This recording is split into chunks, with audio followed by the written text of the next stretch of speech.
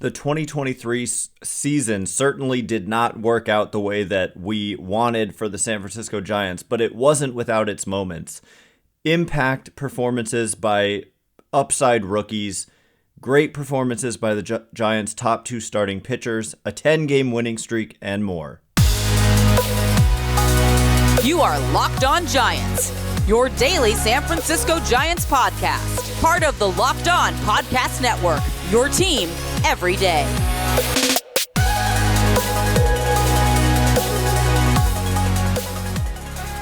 Hello and welcome to Locked On Giants, part of the Locked On Podcast Network, where it's your team every day.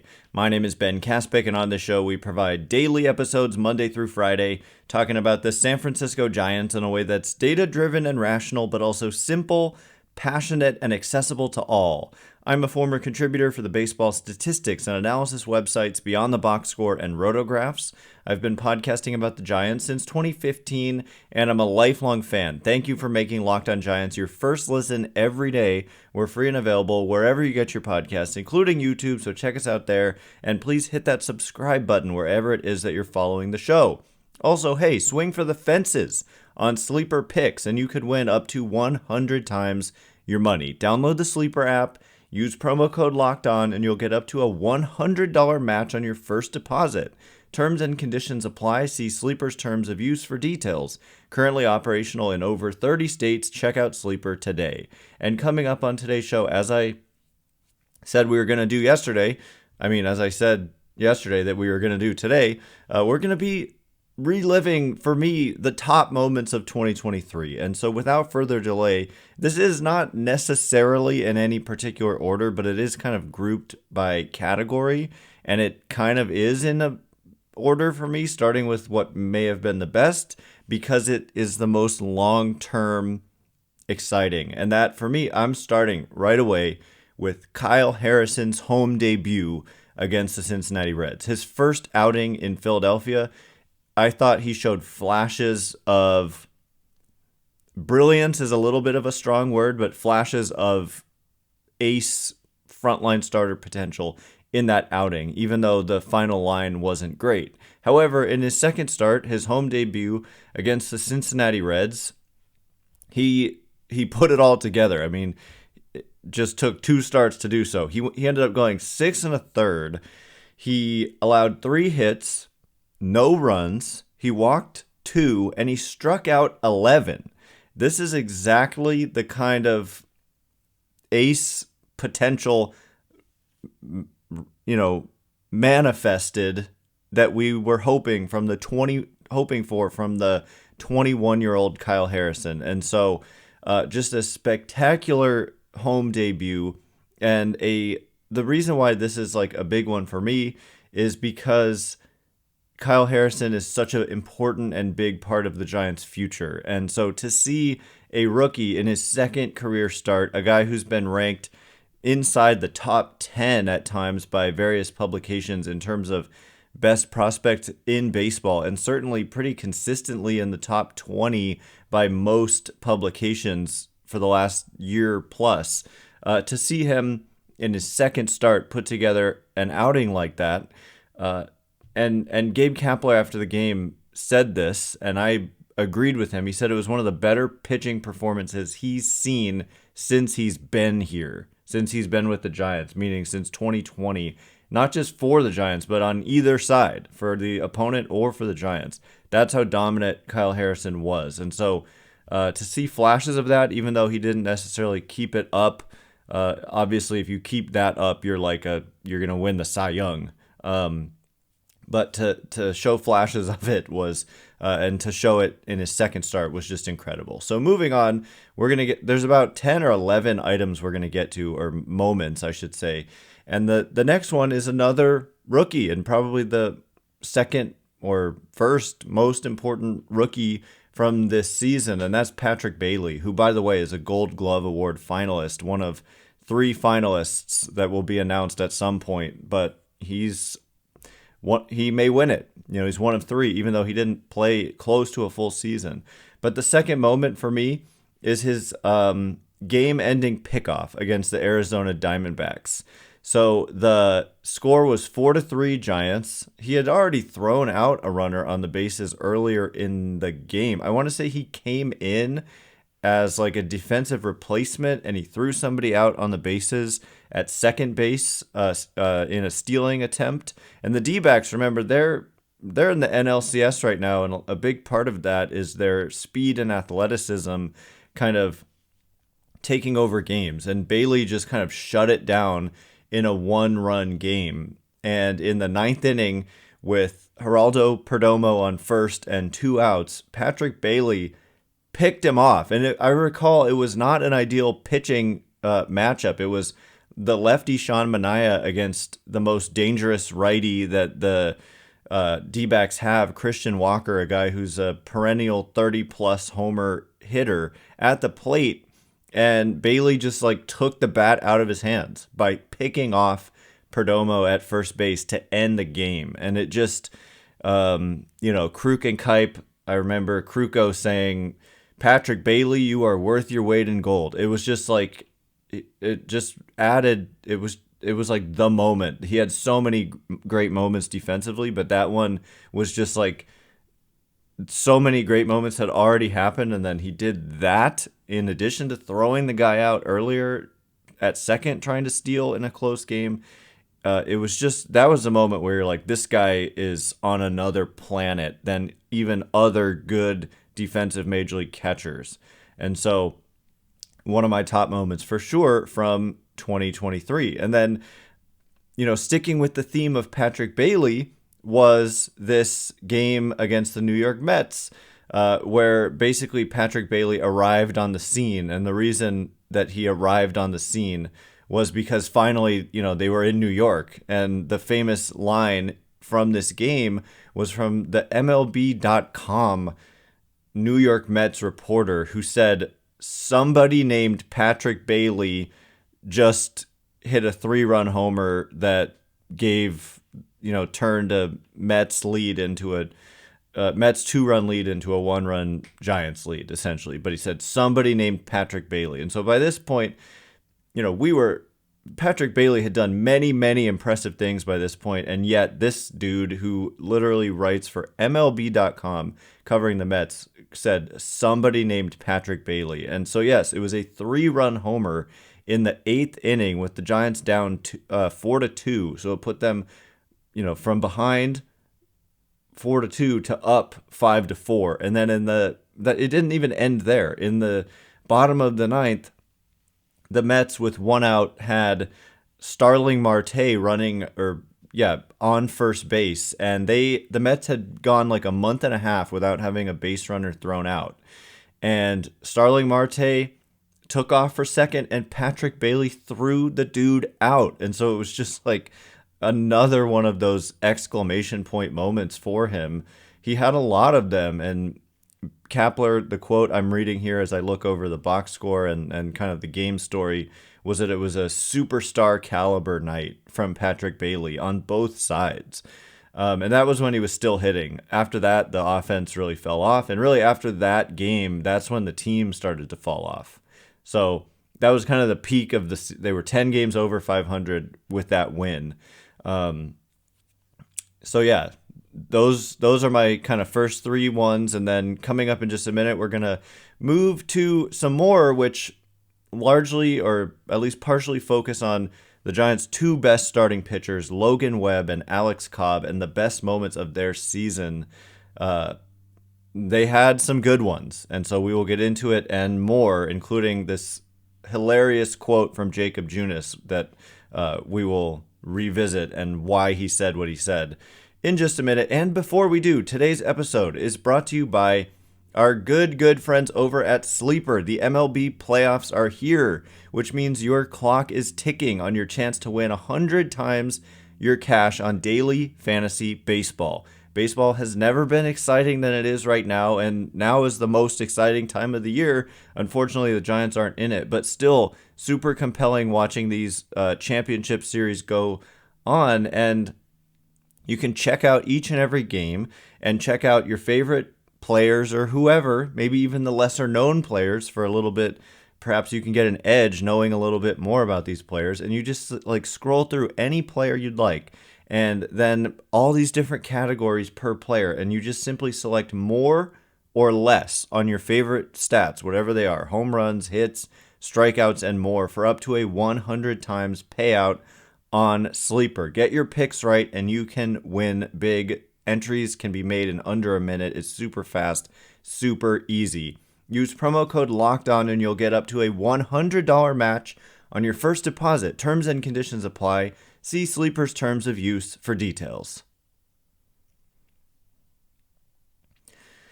All right, as promised, more of my favorite moments from 2023. Let me know in the comments below what were your favorite moments from 2023. And thanks again for making Locked On Giants your first listen every day. Every dayers tomorrow, hey, guess what? We may be trying something new. We're going to try something new, if that makes any sense. In that I'm going to try to do a live show.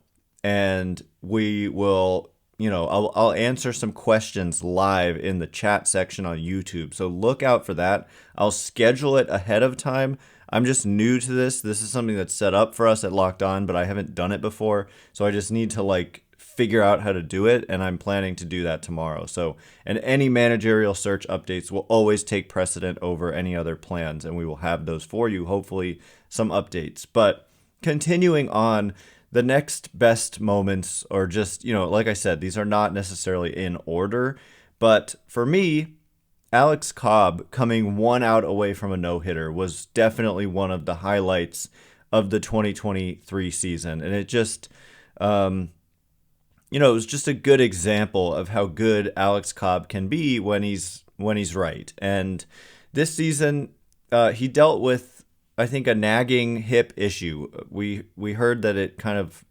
basically bothered him for not the better part of the year. I don't know, like a couple months at least. And so he wasn't right definitely towards the end of the season, but he certainly was right in this outing in which he came so very close to a no-hitter. And really, you could make an argument, as some have, that he, this was also in that Cincinnati series when Kyle Harrison made his debut. So this was right before home debut, I should say.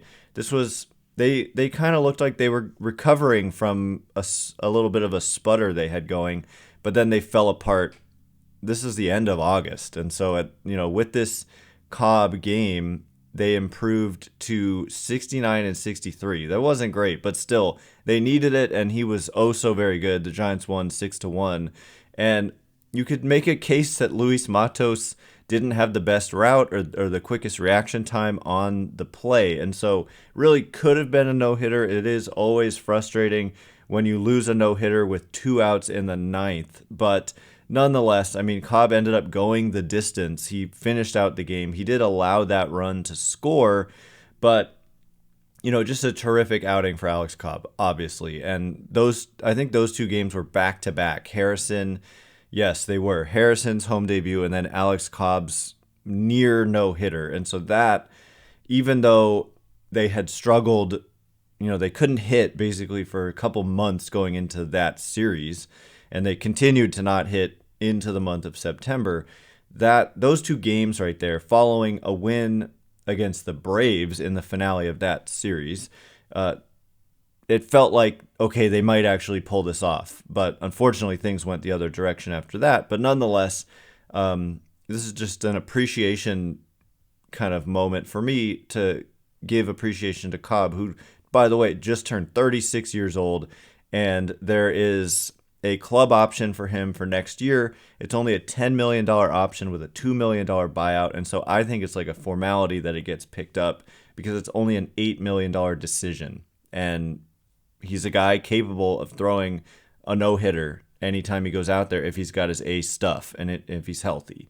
So next moments for me, Logan Webb. This is a guy who ended up leading the major leagues in innings pitched. It was such a goal of his to even just reach 200 innings. So not only did he reach 200 innings this year, but he led the major leagues, and it wasn't particularly close. I think he led by 6 innings. I guess that is kind of close, but it wasn't like he edged somebody out by a third of an inning. I think it was Zach Gallen who was second, and Gallen had a whole extra start. Webb didn't make his last start of the year, I believe. Like, he could have gone on the last day, but they didn't. And he still led the major leagues in innings. And part of that was he threw 2 complete games. I mean, it wasn't just that, but he threw 2 complete games, one of which was a shutout on the final day of the first half, which to me, like, I have a hard time. That to me, like, I was concerned about the offense as much as I was happy about Webb winning 1-0. It wasn't like this team was just scoring all over the place and they had a random game where they got shut down. And so the fact that they only got the 1 run, it was against the Rockies, and they just were having a hard time scoring. It was concerning. And so that game in particular doesn't stand out to me as one of the best moments, but the pitching performance was. And then Webb had another complete game. I think he did allow maybe a first inning run in that game, and then ended up going the distance and throwing a complete game. So, Webb and Cobb just having their kind of peak moments of the season certainly stand out to me as 2 of the top moments. And then the last one for, this quote unquote segment before we move on to a different category of my favorite moments was this one particular play, like I said, with this famous quote from Jacob Junis, or at least it should be famous because it was hilarious. The quote was so appropriate and hilarious, and the play itself was just insane. And we have to go all the way back to the Giants' 10-game winning streak, which is going to come up time and time again when we wrap up with our last several favorite moments. But this one was, I believe it was the first game of a 3-game series in LA that the Giants ended up sweeping. And yes, there it is. As I look at the game story, there's a video, and it says, the video title is Giants Dodgers Stage Circus Play. And so this circus play, given that the Giants ultimately won the game, if they hadn't, or if it had, I mean, the fact that it worked, the play worked out is what mattered. And so this was, by the way, in this series, it may have been in this game, another Patrick Bailey moment of throwing out Mookie Betts as the tying or something run at third base. It may not have been this game, actually, but it may have been. But it was in the 9th inning. I'm just like pulling it up to, yeah, I mean, okay, so the play, maybe it wasn't in the 9th inning. Maybe it was in extra innings, actually. I think, yes, it was in the 11th, right? It was in the 11th. This game went extra innings. Yes, here we go. So Miguel Rojas made an out, and Mookie Betts reached. Oh, so there was. I'm so sorry. There was an automatic runner on second, right? Because it's extra innings, and the Giants were up by 2. They had scored 2 in the top of the 11th, so they were up 7-5. So the first batter made an out. So there was 1 out with the runner still on second, and then the description of this play. Let me just read it to you. Mookie Betts reaches on a fielding error by third baseman Casey Schmidt. Mookie Betts to third. Throwing error by Jacob Junis. Michael Busch out at home on the throw. Right fielder Mike Yastrzemski to shortstop Brandon Crawford to second baseman Tyro Estrada to catcher Patrick Bailey to pitcher Jacob Junis. Mookie Betts to third. That's the description of this play. And so I hope you saw it, because circus play definitely describes what it was. It was a pop-up that should have been caught by Casey Schmidt. He dropped it, and then it's like disaster because you should have had an out. It's Mookie Betts. Freddie Freeman's up next. If Mookie Betts just reaches and the automatic runner stays safe or scores even, then the tying run is on base with only 1 out and Freeman coming up. But Schmidt drops it, and then Junis picks it up, and he has no business throwing to first base, but he throws anyway. He would have had no chance of getting Betts, even if the throw was accurate, but he totally sailed it over the head of whoever was playing first. It went into right field, and then Mike Yastrzemski had to race over and pick it up. And as he picks it up, he looks up and realizes that the Dodgers end up with basically 2 runners at third base. Mookie Betts kept going, even though the runner who had been on second had stopped at third. And so they had 2 guys at third. So Yastrzemski ran in and then threw to Crawford, who threw to Estrada, who then threw home because the runner was coming home. Then they got that runner in a rundown, and then Bailey flipped it to Junis, who tagged out the runner as Betts got into third, and then Junis threw it again. And Bailey's reaction was hilarious. He was like, "Oh my God, everybody calm down."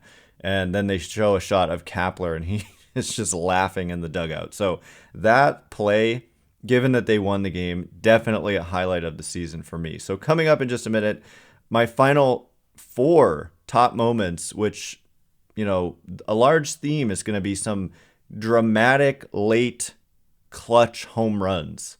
And so we will get into those moments and the specifics of them in just a minute. And before we do, today's episode is brought to you by our friends over at Jace Medical. There's a lot of uncertainty in the world today. It's just a reality, especially, we've lived through a global pandemic, and it's important to be prepared. Right now, there's unrest in the Middle East, fires in Hawaii, always dealing with hurricanes and tornadoes in Florida.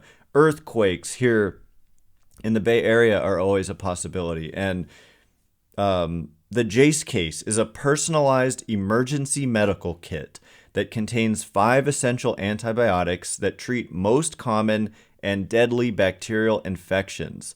And you can also customize your case and add additional life-saving medications based on your unique needs. And this is a big thing for me for international travel, which I'm about to embark upon not too long from now. And I'm bringing my Jace case with me. And so, if you have a loved one, also you can consider buying a gift card for a family member or loved one so that you can get them, or so that they can get themselves a Jace case of their own. There's no better gift than the security and peace of mind of knowing that you're protected in case of the unexpected. So go to jacemedical.com and enter code LOCKEDON at checkout for a $20 discount on your order. That's promo code LOCKEDON at jasemedical.com. All right, as promised, my final several moments of the 2023 season that were the best for me. I feel like hopefully this episode has put you in a good mood so far. To me, remembering back, these were some great moments. It wasn't just like a utterly disastrous season that had almost no good moments. These were, for a lot of the season, the Giants were, literally for a lot of the season, they continued to be like the 3rd best team in the NL. I kept saying because people were complaining, and it turned out, maybe you could see this coming, the collapse or whatever, or that's just confirmation bias that you can say now that it happened that you saw it coming. But they were the 3rd best team in the NL a lot of the time this year, behind just the Braves and the Dodgers. And then they fell apart. They couldn't hit after late June. And yeah, that was basically how it went.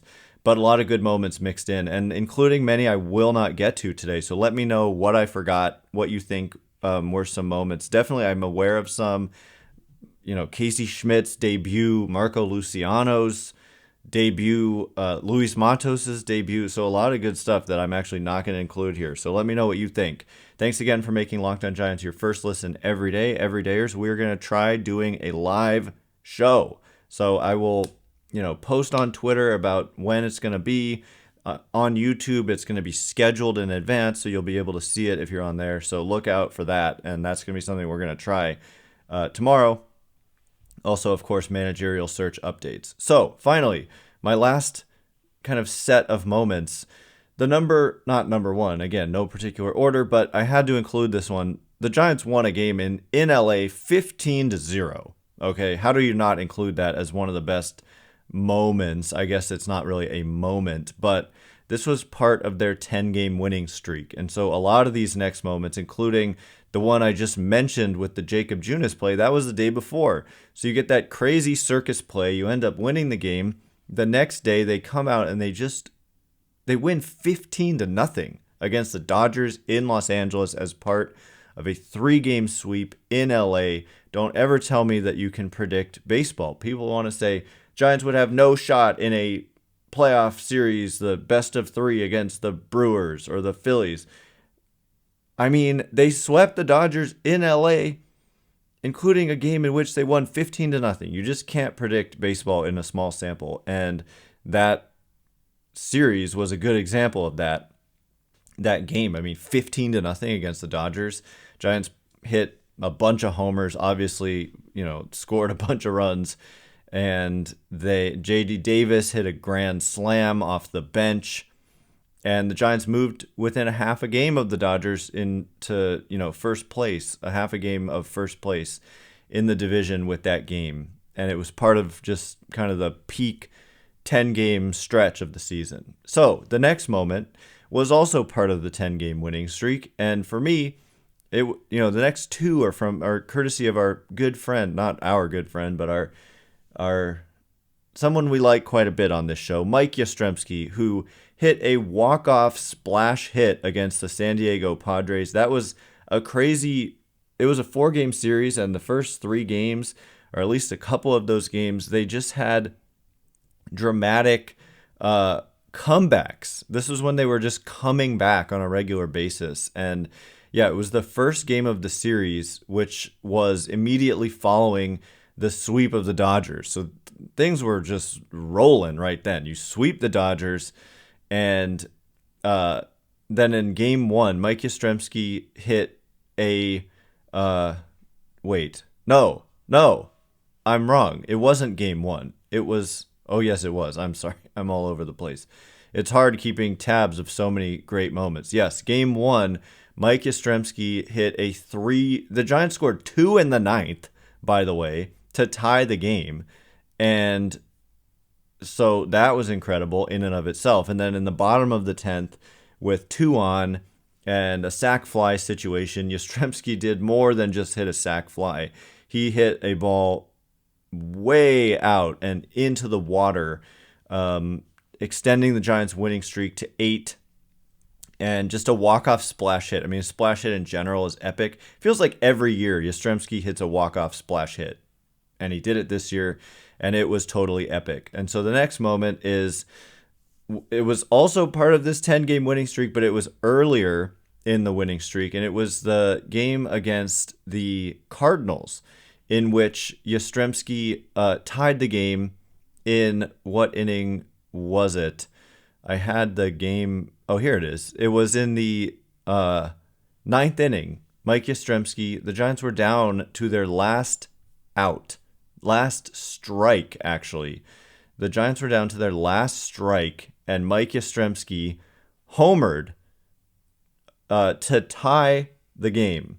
And then this game went into the 10th, and the Giants scored 3 runs and shut the Cardinals out in the bottom of the 10th. And this was kind of getting going on their 10-game winning streak.